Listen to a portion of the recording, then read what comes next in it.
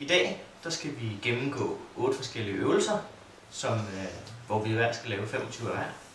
Og den første øvelse, det er en sidebro, hvor vi lægger os på siden, sørger for at vi har underarmen liggende i gulvet, og så lægger vi enten fødderne oven på hinanden, eller en lille smule forskudt.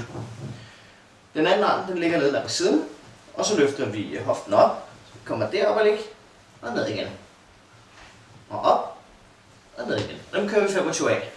Først til den ene side, og bagefter til den anden side, og ned igen. Efter vi har lavet det, så skal vi lave en rygbro, hvor vi ligger med bukket ben. Det kan være en stor fordel at køre det her uden sokker, da man nemt vil kunne komme til at glide på gulvet. Benene er 90 grader. Så strækker man det ene ben op, så det ligger parallelt i forhold til det andet. Armen dem krydser man op på brystkassen, og så lægger man sig fladt ned på ryggen og skubber hoften op. Og ned igen. Op. Og ned igen. Og det gør vi selvfølgelig 25 gange med det ene ben og 25 gange med det andet ben. Den næste øvelse, det er normal rygøvelse. Vi ligger på maven, og så fletter vi hænderne bag nakken herop, og så løfter vi kroppen op, så vi ligger her, løfter op, holder og ned. Løfter op, holder og ned. Og det gør vi 25 gange. Næste øvelse, den er, hvor vi løfter benene, holder panden i gulvet, og så løfter vi benene op, holder og ned. Så vi siger løft op, hold og ned. Løft op, hold og ned. Så gør vi 25 gange. Det var de første 4. De næste 4, de hedder først armene.